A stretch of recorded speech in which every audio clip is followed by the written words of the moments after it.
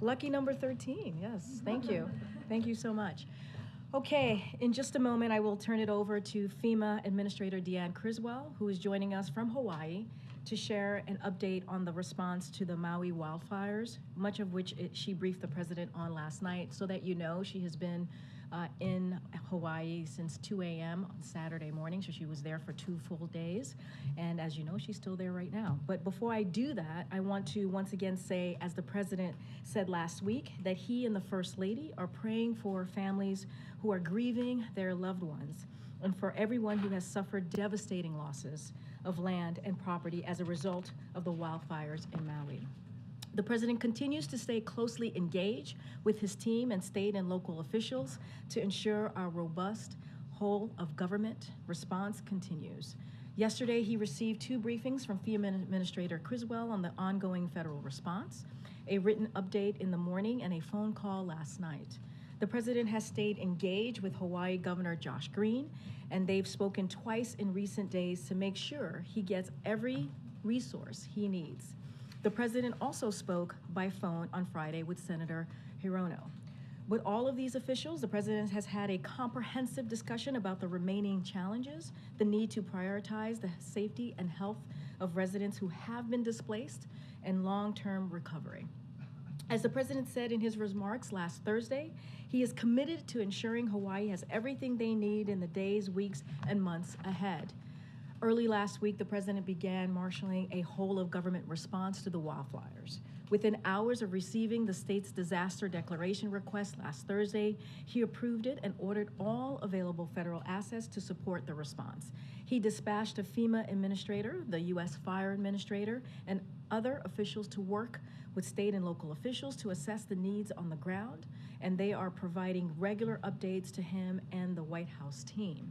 There are already more than 300 FEMA employees on the ground aiding response efforts.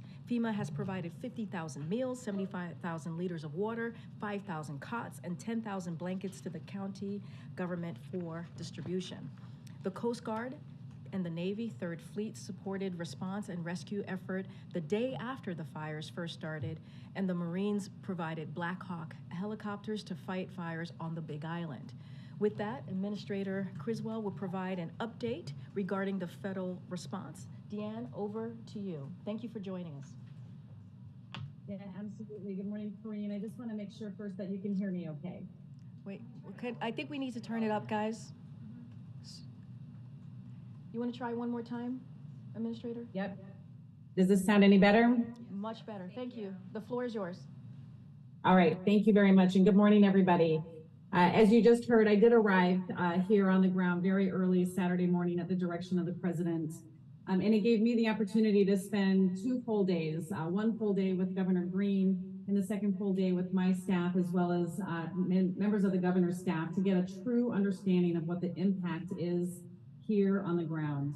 I met with some of our federal officials that have been deployed, and I also had an opportunity to talk to survivors and hear from them really some harrowing stories of survival as they evacuated from the area and sought shelter.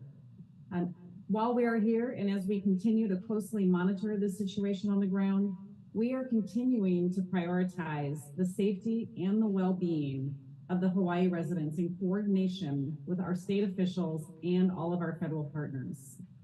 As residents continue to mourn the loss of their friends, their loved ones, their neighbors, the loss of their homes and their way of life, we know and let them know that we are mourning with them. Nothing can prepare you for what I saw during my time here, and nothing can prepare them for the emotional toll of the impact that this severe event has taken on them. And as you heard, I have been in continuous communication with the president since these fires started. I have been giving him updates and his team updates, letting him know what the federal family is doing to support everything that Governor Green has asked for. A part of that, at the request of the state of Hawaii, FEMA has activated our Transitional Sheltering Assistance Program, which is now available for eligible residents who were displaced from their home. This is FEMA's hotel program, and this will allow them to move from shelters into pre-identified hotels or motels temporarily as they develop their long-term housing strategies. This is in coordination with the governor, as he has also stood up a program to provide Airbnb rooms or other hotel rooms to support residents. And we will be working in close coordination with each other to make sure that everyone finds a temporary solution as they begin to develop their plans for rebuilding. We're also focused on getting funds into people's hands so we can help with some of their critical urgent needs. This is called critical needs assistance, and it provides $700 initially to provide food, water, first aid, medical supplies, other just critical needs that they need right now. This is in addition to what they will also be able to be eligible for in cash assistance for the loss of their homes or the loss of their personal property. So I encourage anybody who has not registered for FEMA assistance yet to go to disasterassistance.gov or contact 1-800-321-FEMA to get into the system and start this process. We also have over 300 personnel on the ground. Many of those can help you also register, as we understand that connectivity is still scarce in some areas. The response and recovery efforts, I just want to note, in Hawaii are going to be a whole of government approach. We rely on the experts of dozens of our partner agencies to make sure that we have all of the right resources to support the recovery needs for this area and to make sure that we are successful in providing relief to survivors. We also want to make sure that we are getting all of the appropriate information out to survivors. So we are working with our state and local partners to ensure that our outreach and our messaging is also culturally responsive and that we can get messages out to people so they know what is available for them. We have been on the ground since day one. We have an office here on Oahu that is staffed with personnel and integration members that work side by side with the state of Hawaii each and every day.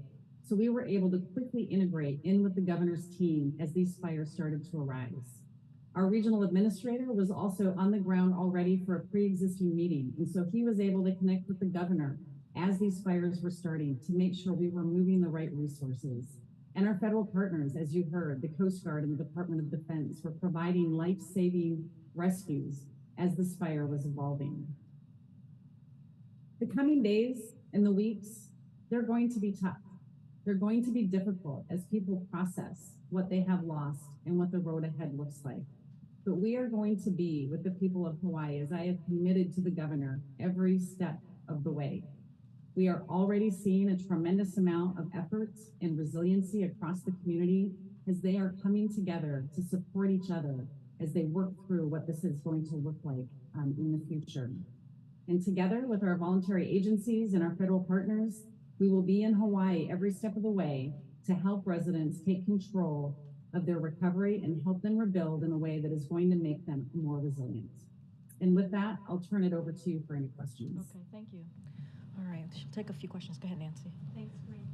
Administrator Criswell, it's Nancy Cordes from CBS News. As I'm sure you know, there was a serious housing shortage in Hawaii even before this disaster happened. Is FEMA looking at building any kind of temporary housing or temporary schools on Maui while people work to rebuild, given the fact that it's going to take them potentially several years to rebuild their homes? And even if they're out there right now looking for someplace for their families to stay short term, it's possible they won't find it. The governor and I spoke at length about the housing shortage and what the challenges were going to be. He had already conducted a housing assessment and had plans in place for things that he was going to do to increase the housing stock here. What that's going to do is it's going to give us a place to start from, because he already had plans in place on where he wanted to expand housing options. And we can combine that with our federal programs to help make that a reality. This is going to require every tool that we have in our toolbox. We are not going to be able to rely on all of the traditional programs that we do in the continental United States. And so we are working very closely with the governor to better understand all available options, whether that means longer term we bring in tiny houses or our transitional housing units to help him create the communities that he wants. We're not taking anything off the table, and we're going to be very creative in how we use our authorities to help build these communities and help people find a place to stay for the longer term. And then I know that it's difficult to get staff and resources and equipment from the continental U.S. to Hawaii in an expeditious manner, but do you believe that you now have the staffing that you need to do a house-by-house search of the disaster area, looking for the deceased in an expeditious manner? Yeah, I mean, as I said in my opening remarks, we have an office right here on the island. And so that allowed us to integrate immediately.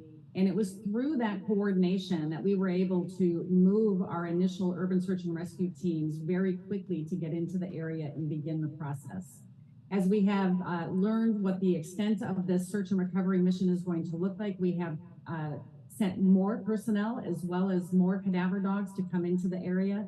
And they are working in conjunction with the Maui Fire Department and the Sheriff's Office to make sure that we are doing this in a very methodical way, but one that is also very respectful of the community, to make sure that we find everybody that is unaccounted for. And so I do believe that we have the right amount of personnel on the ground integrating in with the local officials to do this. And what's your best estimate of how long that process will take? We had some initial estimates of how long it might take, but this is a really complicated situation. The dogs can only work so long because of how hot the temperatures are. There's also hot spots, and so we have fire crews that are helping to cool down the area so the dogs can go in there.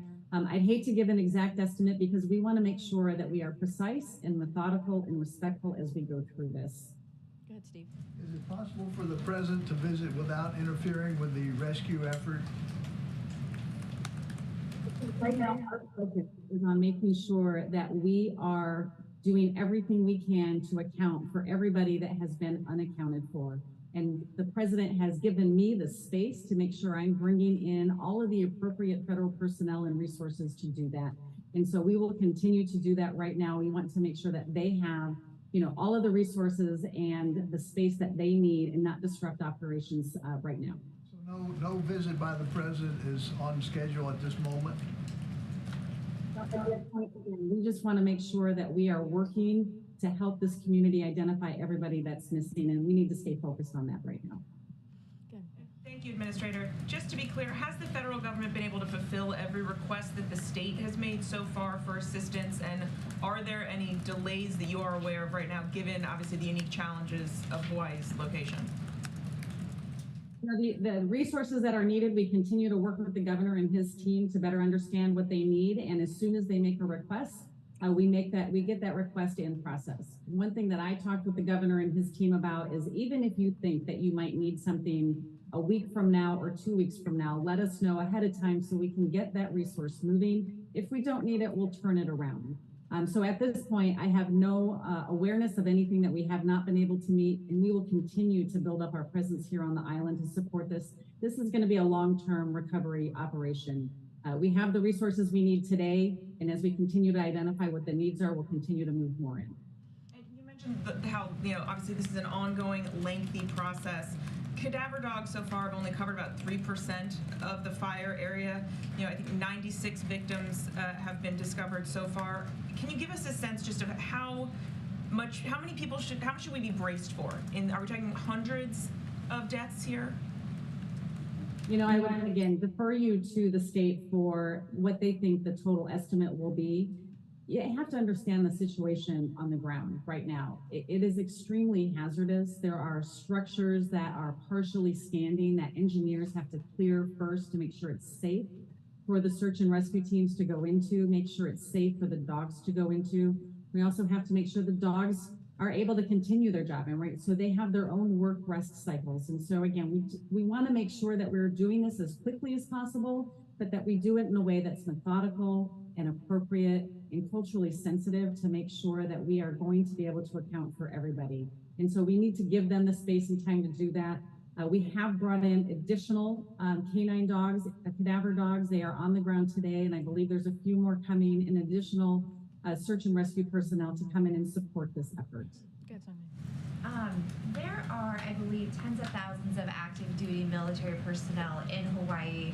And I believe the Pentagon said this morning that they haven't yet gotten involved in any of the recovery efforts yet. Does FEMA see a need to get that personnel, that military personnel in Hawaii involved in the recovery efforts, in the aid distribution efforts, anything along those lines?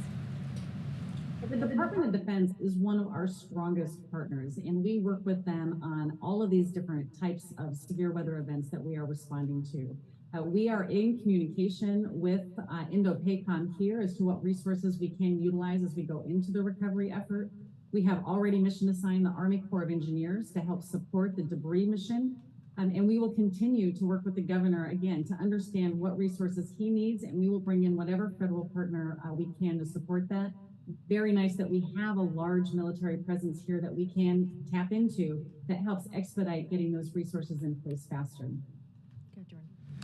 Thanks, Administrator. The administration included $12 billion for the FEMA's Disaster Relief Fund in the supplemental request sent to Congress last week. Given the extent of the wildfire damage, do you anticipate asking for more, essentially, to plus up that request, and will you submit that to Congress?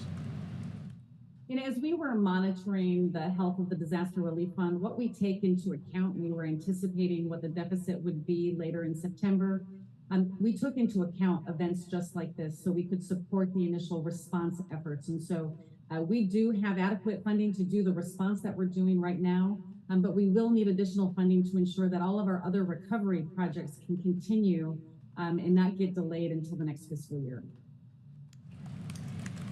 Administrators Kelly O'Donnell from NBC. Can you speak to the issue of ongoing communications? In the earliest crisis, that was a problem and people getting information, whether it was the warning systems or any of that. But with towers down and difficulty, how much is the inability to communicate with the citizens, with each other, still an ongoing part of what you're dealing with, and what can be done to augment communication capabilities? No, I can't speak to the initial communications in the warning. What we are really focused on right now is making sure that we do have continuous communication to help people understand what resources are available, what the next steps in the process are going to be, and where they can go to get more information.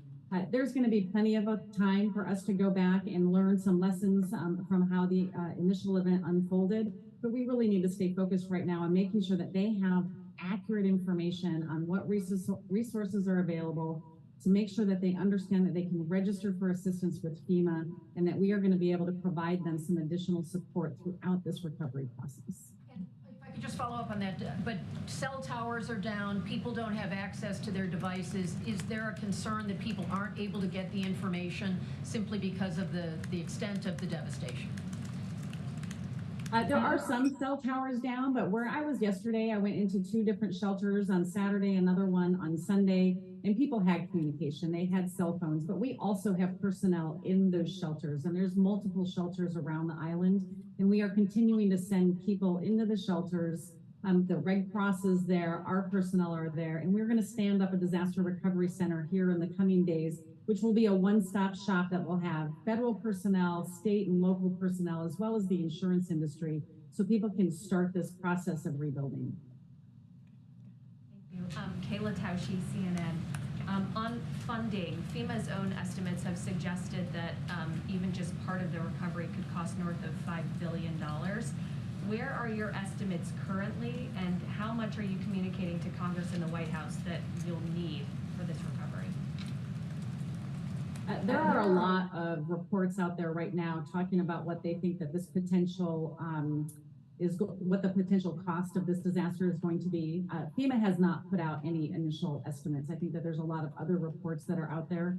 It's really far too early to tell what the total cost is going to be. But as we continue to get better fidelity on the impact, as we can get into the area and assess the true extent of the infrastructure damage, that's when we'll have a better idea of what the total cost will be. But we really have to ensure right now that we are doing everything we can to account for the missing and make sure that it's safe for our responders to go in there and do this additional work. And as you account for the missing, as these search and rescue efforts ramp up, do you have reason to believe that there are any survivors who aren't currently accounted for? I hate to speculate on that. I mean, I think what we're going to find is people that have relocated somewhere and they're going to get reconnected with their family members. And sometimes it's just a matter of making sure that we can make that connection. The state has set up a family assistance center to help with that process. But as far as the area itself, what we're going to be doing is really looking for those that that were left behind and making sure that we have our teams in place to help find those remains. Way in the back.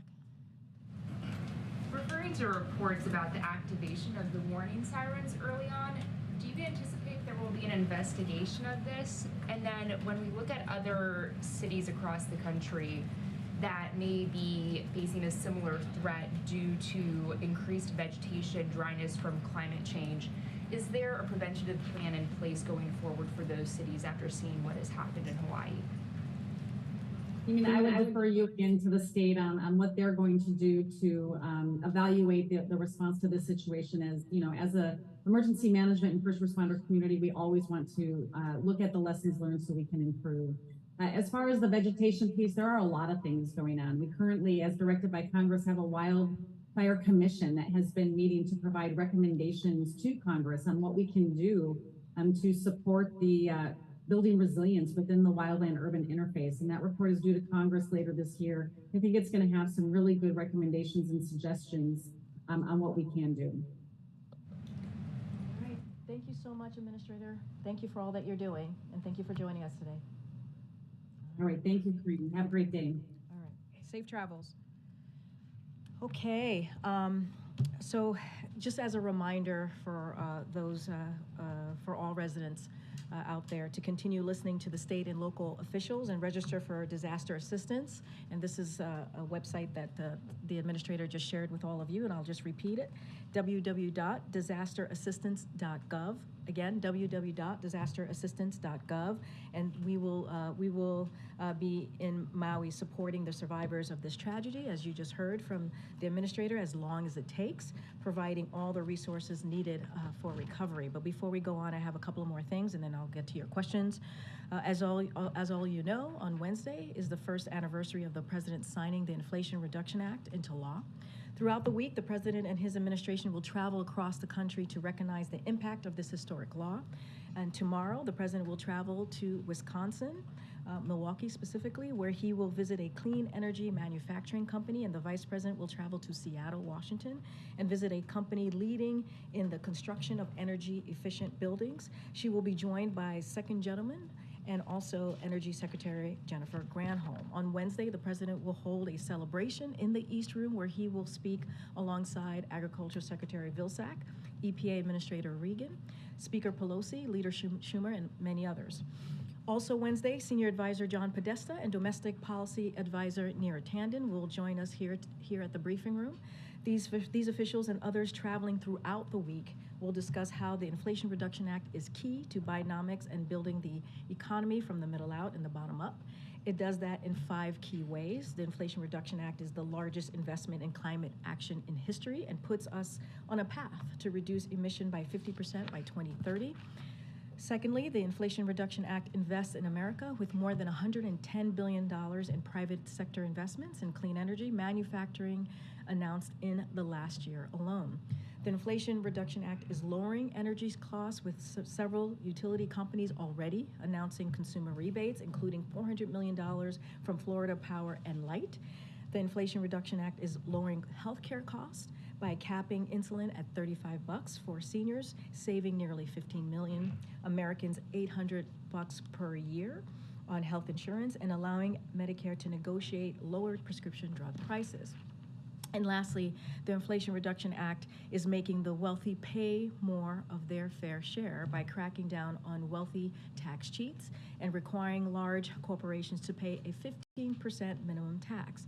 That's quite a lot of good done by one piece of legislation, a historic piece of legislation, and the President and his team are excited to bring that message to the American people throughout the week. And with that, Sumit. Okay, thanks, Corinne. Can you discuss at all the President's personal reaction to, as a father, of the special counsel being appointed to continue the Hunter Biden probe? So let me just first say, and you've heard me say this before, that this case was handled independently by the Justice Department under leadership of a Trump-appointed U.S. attorney, as you all know. This is consistent with what the president has been saying for a long while now, going way back to his campaign days, that he would restore the Department of Justice independence from political interference from the White House. And this is, want to make sure that we continue that. Since the White House hasn't been involved, just to be clear again, certainly I would refer you to any questions about this specifically to Department of Justice and certainly to Hunter Biden's personal representatives. I will say this, and you've heard this from the president, is that he loves his son. And he is proud of him overcoming his addiction and how he's continuing to build his life, but I don't have anything else to add to that. And I wanted to follow up on his statement on the negotiations with involving the UAW that he issued earlier today. And can you discuss a little bit more why the president felt compelled to issue that statement now? We have a month out. Is he concerned about the pace of the negotiations and that the prospects of a strike are increasing?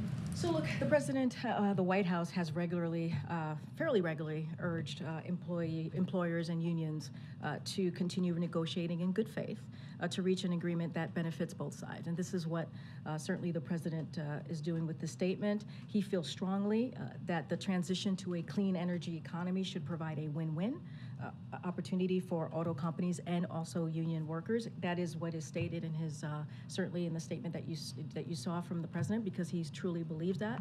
And again, it is fairly regular that we do this, and so as we have said many times, the president believes in collective bargaining, and that's what we want to see here. Thanks, Corinne. Given what the administrator said about the perils of the president traveling to Hawaii now, does he want to travel there eventually to survey the damage and meet survivors? So obviously I don't have anything to announce at this time. Look, we're going to continue to have conversations with the administrator, certainly the governor in Hawaii, on what the opportunities might be, what that may look like for a trip, but right now we just don't have anything to share. And any plans for him to speak publicly about the death toll? You'll hear from the president. You've heard from him already on Thursday. Certainly you'll hear from him, continuously this week as he's going to be traveling tomorrow. I just don't have anything to share on that. But look, this is something that the president clearly is deeply concerned about. That is why you heard we had the administrator zoom in, right? Clearly from where she is in Hawaii to talk directly to all of you, to take your questions. You heard from her. There's more than 300 personnel, FEMA personnel on the ground. There are more than a dozen federal agencies who are taking actions, and that is including the Coast Guard, the U.S. Navy. You heard me say that at the top, the Department of Defense.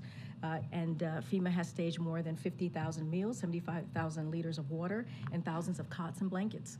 And we're going to continue to be available to them. We're going to continue to do a whole of government response in Hawaii and Maui specifically to make sure that they have everything that they need. Look, you're going to continue certainly to hear from us on this issue. Just really quickly, I wanted to follow up on Sun Min. What's the level of concern inside the White House about a potential work stoppage at U.S. auto plants, given the tense nature of that negotiation? So look, I'm not going to get into hypotheticals from here. What I can say is the president believes in collective bargaining.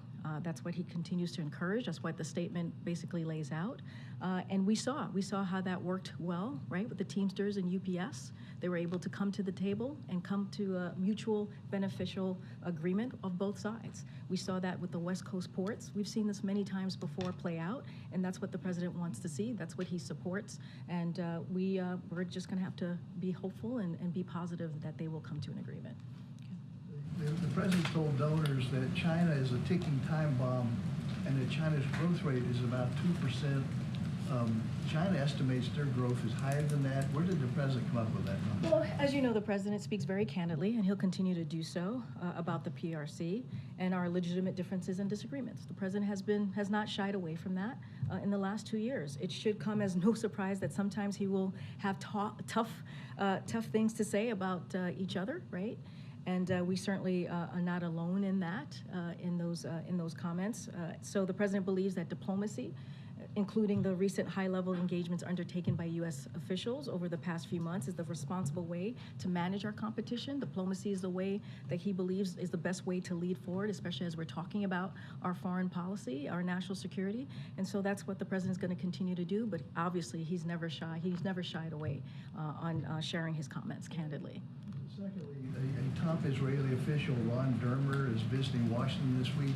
What's the status of these talks between Israel, Saudi, and the United States aimed at a normalization deal? So this is part of a broad, broad spectrum of, well, they're going to have talk about a broad spectrum of issues, but this is part of a regular routine engagement, nothing new here. As we've said in recent readouts of engagements with our Israeli partners, we agreed to continue to work together on several issues and stay in regular contact, and this is certainly part of that conversation, part of the agreement that has come, that both sides have come to agree on.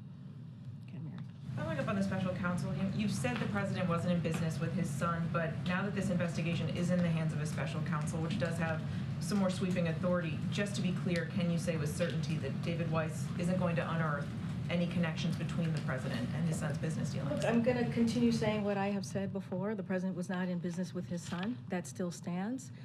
And just don't have anything else to add. I've been very clear about that. The president's been very clear about that. Anything else specific to this case, I would have to refer you to the Department of Justice. Can you say at all, it certainly seems that you all thought this was behind you a couple weeks ago. Now the president's son is facing a possible criminal indictment right in the middle of an election. I mean, is the president frustrated that this plea deal has fallen apart? So here's what I can say about all the both questions that you just asked me. Look, so if you think about what Republicans in Congress have tried to do for years, right? They have been making claims and allegations, right, about president on this front over and over again. And month after month, year after year, they have been investigating every single angle of this and looking at for any evidence to back their allegations. That's what they've been done for years, for months, and we've seen it over the past several weeks. And what's been the result of that, if you ask yourself what we have seen from that, they keep turning up documents and witnesses showing that the president wasn't involved, never discussed these business dealings, and did nothing wrong. There's been zero evidence showing otherwise, and so that's what we have seen over the past several months. That's what we have seen over the past several years, so I'll leave it at that. Thank you, Corinne. There's been plenty of criticism over Weiss's appointment as special counsel from the folks who criticized the plea deal he pushed through that was later rejected, but now the attorney for Hunter Biden also suggested that if special counsel Weiss brings any more charges than have already been brought, it would be because something other than the facts and the law have come into play, suggesting that he could potentially buckle to political pressure. So you've had criticism coming from a lot of different areas over Weiss. How can the White House assure people that the case involving the president's son is being handled fairly? Anything that has been stated or said by Hunter's representative, I would have to refer you to his representatives. That is not something that I will respond to. What I can say, and I've said it at the top when I was first asked this question, is that the Department of Justice is independent. That is what the president believes. He believes that this White House will not politicize the Department of Justice. This was done under the leadership of a Trump-appointed U.S. attorney, as you all know. And so I'm not going to add anything else to that. White House support Weiss going before Congress to answer questions for the sake of transparency? That is up to the Department of Justice. Okay. And then on Iran, former Vice President Mike Pence said that the unfreezing of those assets would amount to the largest ransom payment in American history. And then you also had the Israeli Prime Minister Netanyahu saying arrangements that do not dismantle Iran's nuclear infrastructure will not stop its nuclear program, will only provide it with funds that will go to terrorist elements sponsored by Iran. So most, if not all, Americans support bringing home hostages, but is the administration not also concerned that at the same time it's talking about giving Iran $6 billion, they're considering putting, Marines on commercial vessels to bolster security against this state? So a couple things. You asked me two questions, so I'll take the first one. So I want to be clear that the negotiations for the release and return of the United States are ongoing. To the United States of these 5 individuals, they are ongoing. Just to be even more clear, what is being discussed isn't a payment of any kind. These aren't U.S. dollars. They aren't even taxpayer dollars. What's being pursued here is an arrangement wherein the Iranian people can, with the oversight of the U.S., Treasury Department, Qatar, and aid organizations availed themselves of Iranian funds that had been held in a South Korean account since 2018. This is the money that the previous administration allowed Iran to make and keep in a special accounts. They let Iran spend billions of dollars of it and got nothing in return. So the only thing we've discussed with Iran is a process through which these funds could be assessed for humanitarian purposes. We have fully visibility about where the money was going and for what purpose. We are discussing a good deal here. We'd still limiting how they can use their own money through this deal. The Iranian people, with whom we have no quarrel with, must just get a break from the oppression and the hunger and the poverty the regime in Tehran has inflicted upon them. So want to make sure that's really clear. As it relates to the nuclear deal, this positive step is not linked to any other issue. This is not about anything else. And we have not changed any aspect of our overall approach as it relates to Iran, which continues to be focused on deterrence, pressure, and diplomacy. As I said earlier, diplomacy is a really important part of how the president likes to move forward when it comes to foreign policy. And this is about bringing home these U.S. citizens, reuniting them with their loved ones. That's what this is about, nothing else. Harm the U.S.-Israel relationship at this very critical time, though? Look, this is about bringing home U.S. citizens, bringing them home to their families. That's what this is about. It's not about anything else. And we've been very clear about that. And we're going to make sure we do everything that we can to get these U.S. citizens who were wrongfully detained, let's not forget that, wrongfully detained, back home to their families. And that's the president's priority. Go ahead. Great, thanks. Two questions about the border. Congressman Castro said that was calling on the White House to end all cooperation between Customs and Border Patrol and the Texas Department of Public Safety until after the Justice Department's lawsuit is concluded against the state.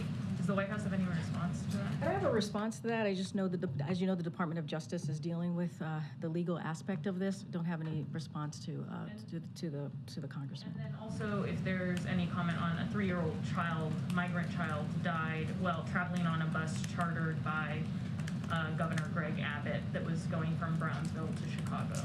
Well, that's certainly a loss of any child is devastating and heartbreaking. So certainly our condolences goes out to the child's family. That is horrific news and horrific to hear that. You know, I do have to say, you know, Governor Abbott has an opportunity to work with us on this, on an issue that certainly is an important one for the American people. When you think about the border, when you think about dealing with a broken system. But what he continues to do is continues to move forward in a dangerous and taking unlawful actions. And it is undermining what we're trying to do, what the president is trying to do, trying to deal with a broken system in a humane way, trying to do it in a way that is effective. And we have seen his border plan management be effective. And it is unfortunate that he continues to do this. And it doesn't just put, sadly, young migrants at risk or migrants at risk, but it also puts at risk the Border Patrol, who are trying to do their job. And he gets in the way of that every day. And so I am very sad to hear about the death of this 3-year-old, certainly, and our hearts go out to his family. Has the president given any advice that he should not speak about Hawaii at this point? Because when he spoke the other day, he added that to planned remarks. The death toll is now roughly tripled. It's now the worst in history. He had an opportunity, he could have stopped by to see us when he arrived back. Do you expect that he will have any kind of standalone comments about the new level of loss and devastation? So you could expect to hear from the president on this issue. Clearly, it is something that is deeply concerning to him when it comes to the wildfires that we have seen in Maui.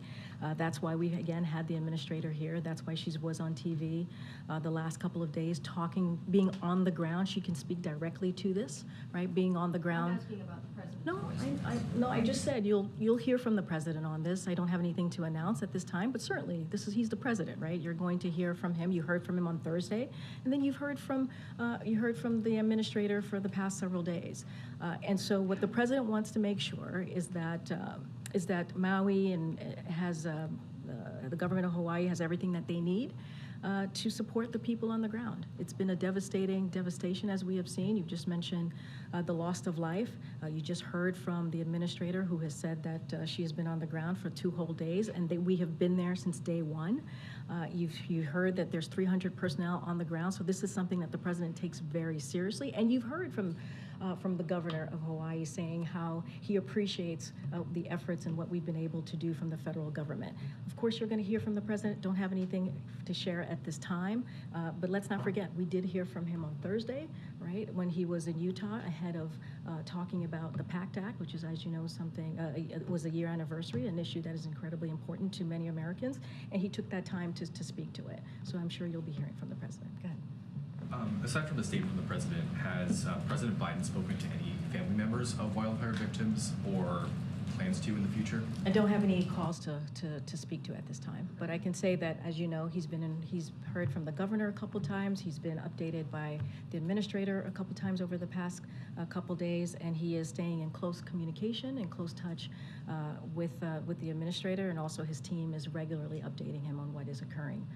Secondly, a number of Democrats and progressives have called for this moment to be labeled a climate emergency. Has the president considered that that justification, that label for this instance? So a couple of things. I know he's been asked this question a couple of times. I've been asked the question a couple of times. This is a president who has taken the climate crisis very seriously.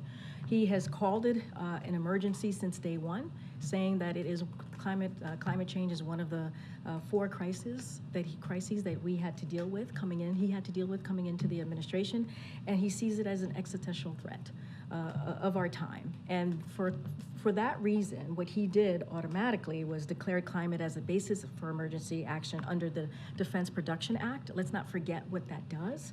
It set aside $500 million from DPA to jumpstart heat pump manufacturing and build out our electric grid.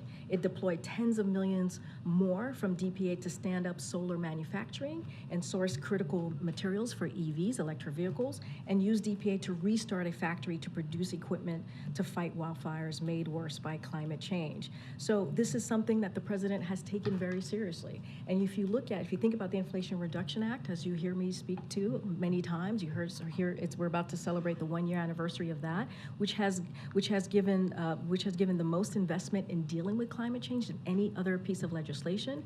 And what Republicans in Congress are trying to do, they're trying to take that away. They're trying to repeal IRA, and that is a problem. And so while we're trying to deal with this existential threat, this climate change crisis, the president is doing everything that he can to make sure that we're dealing with this in a way that actually leads to results, and that's what the president's going to continue to do. Hi. On Hawaii, has the president been briefed specifically on the issues surrounding the local response, such as the fact that the alarm didn't go off? I'm sorry, the music distracted me. I'm sorry. So has the president been briefed specifically on the issues surrounding the local response, such as the fact that the alarm didn't go off, or the fact that some people are saying that there wasn't a clear evacuation plan? So look, I know that there's an investigation going on that particular question that you're asking me, so I'm not going to get ahead of that. You got control of that, my friend? Okay. All right. There's only a briefing happening right now. Okay. And so there's going to be investigation done on that. I'm not going to get ahead of that. So certainly would refer you to the state officials. What we're focused on, and I've been very clear. The administrator has been very clear on providing residents of Hawaii with all of the support and resources that they need at this time. And so that's going to be our focus. And we'll let the local government deal with the investigation. Go ahead. Corinne, NPR has obtained a trove of inspection reports regarding these ICE detention facilities, privately controlled ICE detention facilities. And some of these documents show that there were egregious behaviors going on, negligent care. I know during the 2020 presidential campaign, Biden committed to ending these for-profit ICE detention facilities. That has not happened so far. Can you explain why the administration still is relying on it? So I have not seen the report. That's something that I would want to talk to our team about before responding to your particular report. I think the president is still committed to that, to what he laid out during his campaign. Just don't have anything here to share beyond that, beyond his commitment that he is certainly going to continue to stay focused on. But I just don't have anything specific on where we are with that particular ICE detention closure. Sorry, one quick follow-up there. My understanding is that the ACLU has said that under President Biden, a larger percentage of ICE detainees are in these privately run facilities than compared to the Trump administration.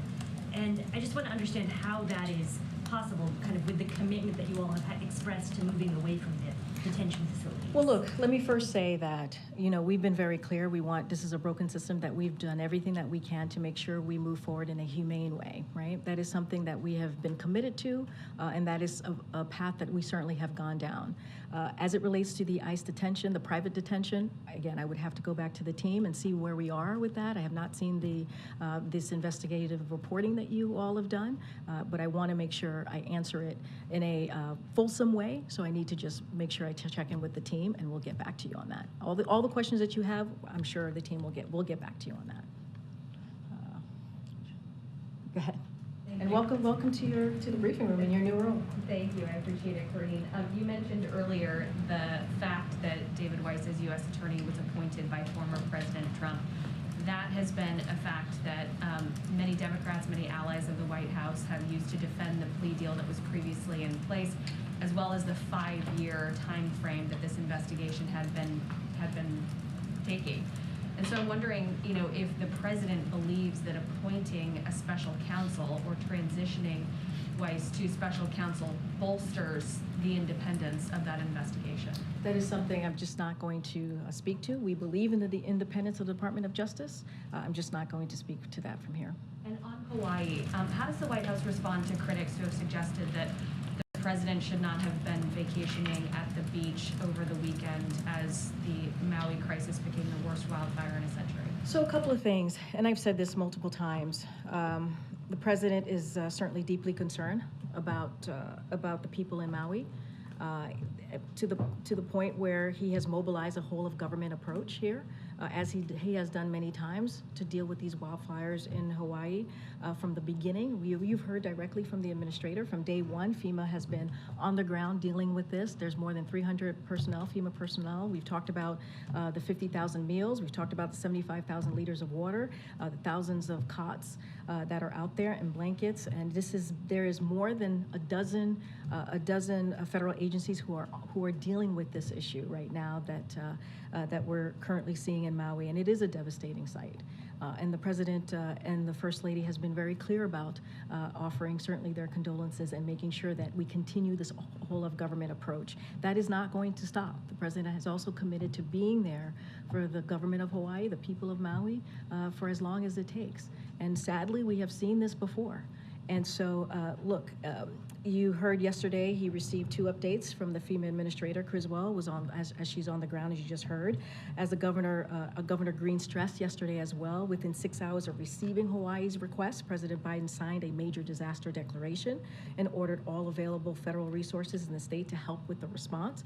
And Governor Green described this as having provided amazing support for recovery, because the president was able to do that within those 6 hours. Senator Horino, who I said the president spoke to just last night, he thanked the president for the immediate support of federal agencies have delivered for residents of Hawaii, and so has Senator Schatz.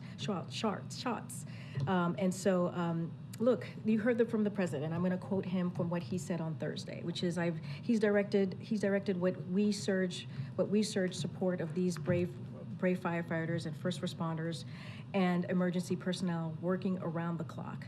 I'm going to make sure the state has everything it needs from the federal government to recover, because the president is deeply concerned and is going to continue to be there for the people of Maui, the government of Hawaii, for as long as it takes, and that is his commitment. So should the American people be seeing the president on the phone, working the phones, talking to officials, rather than seeing him on the beach? You all have gotten full reports on who the president has connected with. You all have heard from us when the president has talked to the governor, you heard from me about talking to the senator, you heard directly from the administrator. You know, and you've heard from the governor and the senators on the ground saying how much they appreciated the work of the federal government, the work from this president. And I think that matters. I think that matters that the folks who are on the ground, the elected officials, are saying that they're receiving the help that they need to deal with this devastating issue. And that's what you're going to continue to hear from this administration, and that's what you're going to continue to see. Again, the administrator was there for 2 whole days on the ground by the president's request to make sure that the government has what they have, the local government has what they have, the people of Maui have what they have, and that's what you're going to see. When you talk about a dozen agencies on the ground helping and assisting, more than hundreds of FEMA personnel, that's what matters. That's what matters for to make sure that they're actually seeing on the ground the people who know how to work this, who know how to deal with these type of devastating events, who can be helpful to them on the ground doing just that by the request of this president. Okay. On the supplemental that was sent to Congress on the Ukraine portion, I'm curious if you could detail any conversations maybe that have already been going on with the Hill about the swiftness of that process, and secondly, if there's any concern from the president or the administration about what has been up to this point pretty broad bipartisan support for Ukraine aid starting to slip. So we're grateful for the bipartisan support that we have seen on Ukraine since Russia's unprovoked war. We are grateful for it. It's been a full-scale invasion, as you know, from Russia. We are confident that that support is going to continue as we work together to make sure that the Ukrainian people have everything that they need to continue to fight bravely for their freedom. That is what we're hoping to continue to see, and we believe that we will continue to have that. As it relates to our engagement with Congress, senior administrator officials, including the OMB Director Shalonda Young and our Legislative Affairs shop, have had numerous conversations, numerous calls with lawmakers on the ground with both parties to explain exactly the need and highlight the emergency nature of this request. So we've been having those regular conversations. We'll continue to engage with members of Congress. That's something that we have done, that we do pretty regularly, and to underscore the importance of this, of delivering these bipartisan. Remember, this has been done in a bipartisan way, and we believe that this will continue in a bipartisan way. Remember, the Ukrainian people are fighting for their democracy. They're fighting for their freedom, and we believe that it is important that we continue to support them. Let's not forget Russia's unprovoked war, full-out war on the Ukrainian people. With that, we'll see you on Wednesday here in the briefing room. Thanks, everybody.